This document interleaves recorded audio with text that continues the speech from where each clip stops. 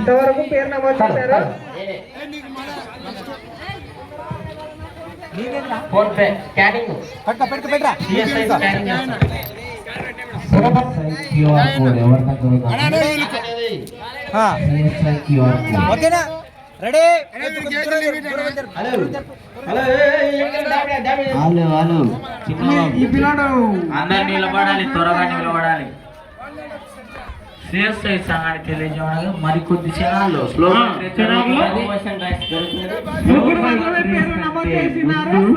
Attention attention attention 20 రూపాయలు మాత్రమే entry fee.